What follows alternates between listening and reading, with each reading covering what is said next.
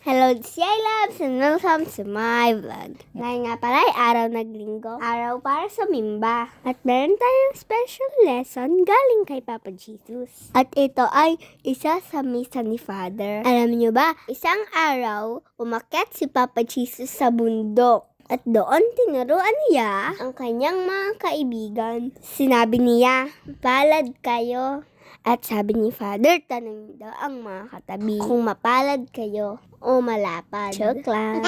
Ano ibig sabihin ng mapalad? Ibig sabihin nito, masaya at mahalaga sa mata ng Diyos. Mapalad ang mababait at mapagkumbaba. Ganun din ang marunong magpatawad at tumulong. Ganun rin ang may malinis na puso.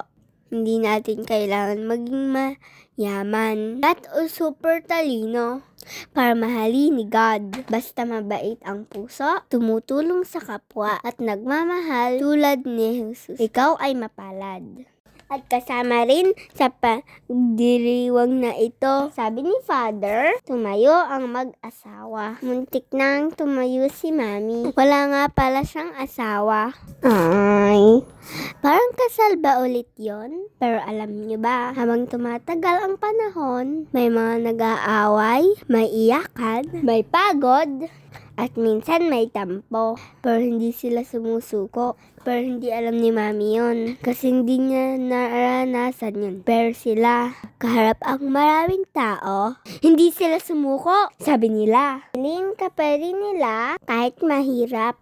Mamahalin kahit nakakainis na. Parang ganito lang yan. Pag nasira ang laruan mo, itatapon mo ba kaagad? Hindi, di ba? Aayusin mo, di ba?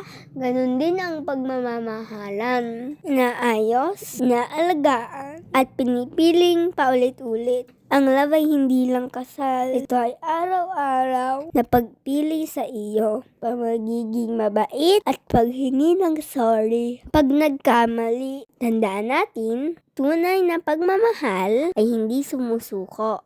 Sana mahanap na ni Mami ang taong hindi susuko para sa kanya. Hindi lang para sa kanya. Salamat sa panonood. Bye-bye, follow and share. Bye.